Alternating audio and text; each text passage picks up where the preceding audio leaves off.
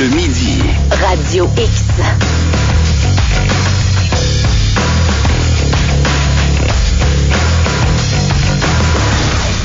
On est dans l'émission la plus désorganisée des ondes de radio terrestres qui existe. Je peux pas croire que ça existe plus désorganisé que ça.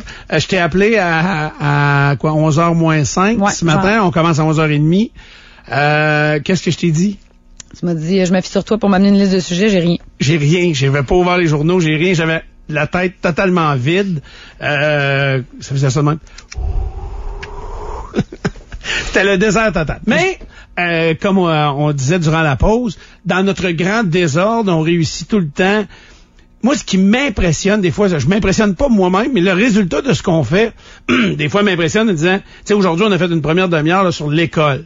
Je vous jure que j'aurais gagé ma maison, que j'aurais pas pensé 2 minutes. Tu sais, c'était pas prémédité. C'était pas... On s'est mis à parler de ça parce que c'est vrai, ça commence demain, les sports-études, puis ça nous a emmené sur une réflexion. Et c'est ce qui fait que, des fois, j'ai envie de vous dire, vous avez pas le droit de me dire, ouais, ça avait pas de bon sens, ça, t'es exagéré, ou souvent, on arrive en parlant de quelque chose, en y réfléchissant avec vous. Tu sais, comme on fait quand on s'accote au bar ou au restaurant. On a l'humilité de dire qu'on parle en travers de notre chapeau, par exemple. On se prend pas tellement au sérieux. On est très désorganisé. Puis nous deux, on supporte bien le stress que c'est de travailler avec quelqu'un de pas prévisible. Mm-hmm. Mais c'est vrai des fois, on dit n'importe quoi, mais on le dit. On le dit parce qu'on n'y a pas pensé à l'avance. Ouais, parce qu'on n'est pas très structuré. Je suis très désorganisé, sauf dans mon linge. Mon linge est très classé. Ah oui, OK. Parce qu'il y a quelqu'un qui l'organise à ta place? Il y a quelqu'un qui m'aide à l'acheter, je veux dire que ça soit correct. Mais je suis assez classé. Tu ton garde-robe? Mes bas courts vont dans le tiroir, mes bas longs vont dans l'autre tiroir. Tu vois, ça parce que j'étais tanné de perdre du temps. Voyons, mes bas. Ça me tannait. Okay. Le désordre dans mon linge, ça me tannait. Là, ça, je l'ai réglé. C'est la seule place dans la vie où j'ai de l'or. C'est dans mes bas. Dans ton tiroir de bobettes. Bon. On ira pas là. Allons vers ça parce que il y a une étude réalisée en 2013 qui a été publiée dans la presse et qui a fait réagir notre prochain invité. Dans le Psychological Science. Puis la presse a repris cet article-là avec l'invité qu'on va parler. Donc la presse a repris cette étude-là et a fait commenter cette étude-là par un psychologue qui s'est penché donc sur les conclusions de cette étude-là qui disait que d'être désordonné, ça favorisait la créativité.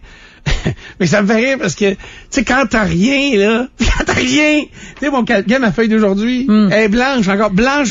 Mais tu sais, toi, ça s'applique à ça, mais mettons que je le parle de Marc-André. Marc-André, là, il a fait du ménage dans son bureau, mais souviens-toi comment c'était le bordel.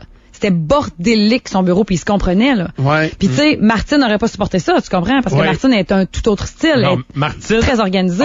Aurait fait le ménage de mon bureau. Ah oui. Fait que tu sais, le docteur Côté à qui on va parler nous parle d'être fier, d'être bordélique. OK, parce que toi, prendre des notes sur une banane, ça fait partie également des gens désorganisés ou dans le paume de ta main.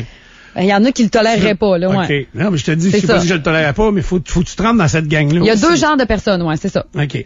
Donc, allons tout de suite parler avec le psychologue qui s'est penché sur cette étude. Monsieur Rémi Côté. Monsieur Côté, bonjour. Oui, bonjour. Alors, aidez-nous à nous guérir s'il faut nous guérir. Est-ce qu'on est des tout croches? Tous les trois ici le midi, on est des grands désorganisés. Vous, quand vous analysez cette étude-là réalisée en 2013, vous en pensez quoi? Ben moi, j'avais déjà, dans le cadre de ma maîtrise là, qui se passait dans la fin des années 80, j'avais étudié le processus créateur chez les artistes visuels, et puis on en était venu à des conclusions semblables, sauf que j'avais fait publier, mais en tout cas, c'est comme passé, mais c'est sûr qu'il y a des modes un peu dans la recherche en psychologie. Et puis, ma conclusion, c'était que à ce moment-là, on avait un cadre théorique, c'était la recherche de solutions aux problèmes et également la recherche de problèmes.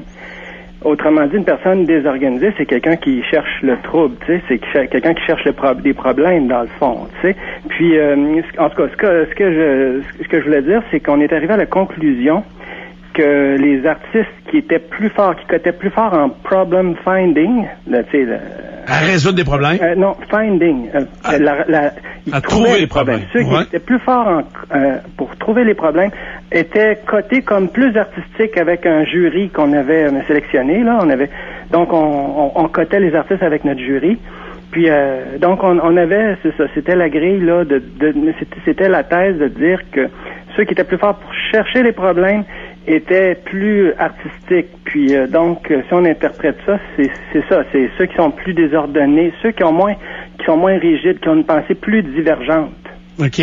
Donc l'ordre, quand on est très ordonné, c'est que on va réfléchir en voulant se concentrer sur garder cet ordre-là, ce qui peut-être enlève un peu de temps à la création. Est-ce qu'on peut analyser ça comme ça? Oui, c'est ça. C'est ceux qui sont très ordonnés, dans le fond, ils sont vraiment fixés sur la solution du problème. T'sais, ils ont un objectif à atteindre, et puis il y a des dommages collatéraux, ils s'en occupent pas. Ils font un peu le principe un peu militaire. OK. Puis ils font sur l'objectif, mais ils vont pas comme prendre en compte tout ce qu'il y a autour. Tandis que la personnalité plus artistique, donc elle est plus divergente. Donc c'est certain que à ce moment-là, une personne artistique va peut-être moins être moins organisée pour atteindre un objectif précis, mais d'un autre côté, elle est plus réceptive face à ses propres émotions. Elle va comme plus refléter les émotions qu'il y a dans la société à travers son œuvre artistique. Donc c'est pour ça qu'elle est plus en résonance un peu avec son médium, puis avec aussi les gens qui vont analyser puis apprécier son œuvre aussi. Est-ce que vous iriez jusqu'à dire que les gens qui sont de réflexion très très organisés ou donc c'est ça, très structurés, est-ce qu'il serait plus facile ces gens-là à contrôler, donc à amener où on veut les amener?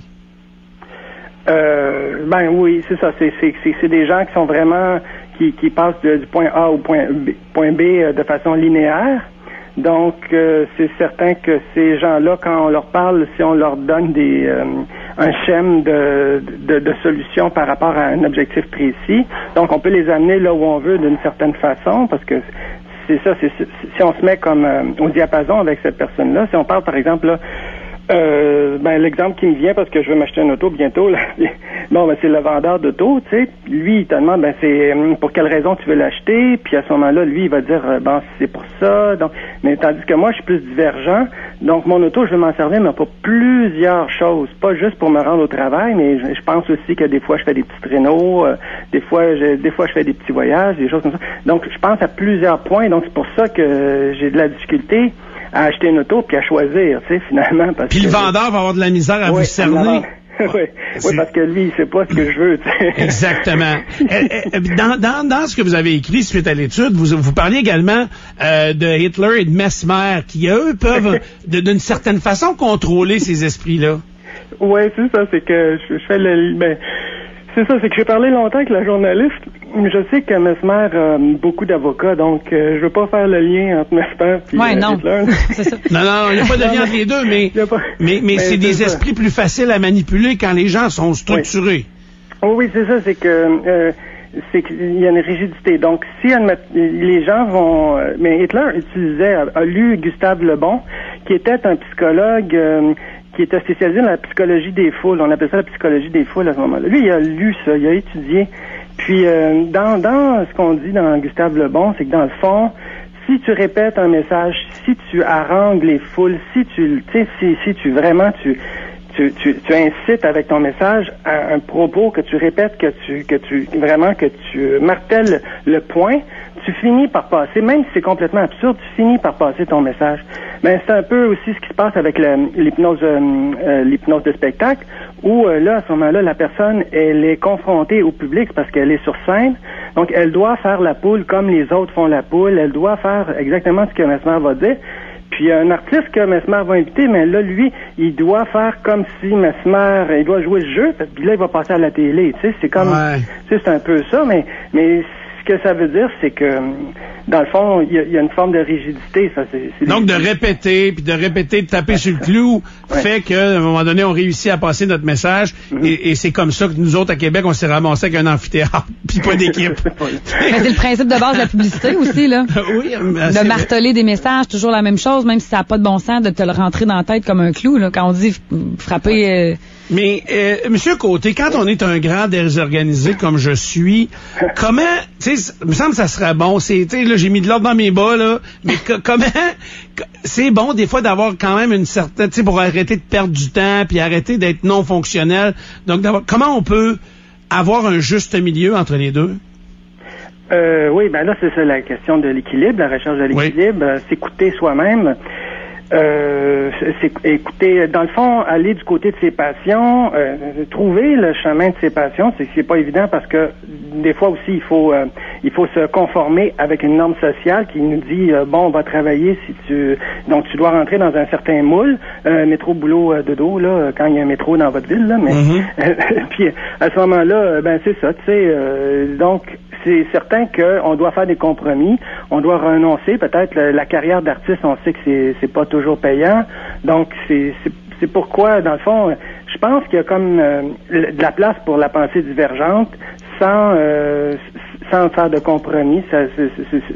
C'est-à-dire sans oublier qu'on peut faire des compromis, c'est ce que je voulais dire. Donc, oui. Mais ce que j'aime, moi, c'est quand je lisais, vous écrivez que l'ordre, c'est un idéal surévalué. Et ça, des fois, quand on pense à comment on va agir avec nos enfants, oui, il y a une importance à mettre là-dessus, mais pas le surévaluer comme on le voit dans la société d'aujourd'hui.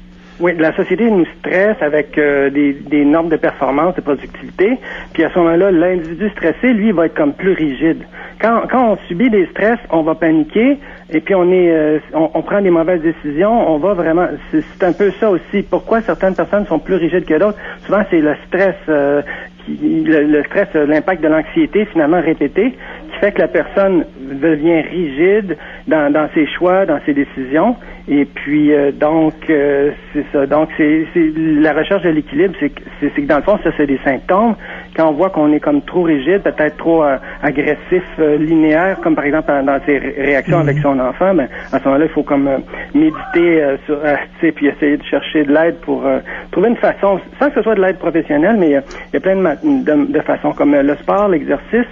La méditation, le yoga, d'autres, la danse, il y a différentes choses où on peut s'ouvrir un peu à sa propre créativité intérieure, son originalité profonde, là, nos valeurs finalement, puis les laisser germer, les laisser fleurir en nous. Vous devriez nous donner un diplôme, là, des grands bordéliques. Là, on devrait avoir le droit d'avoir un diplôme tout en étant créatif.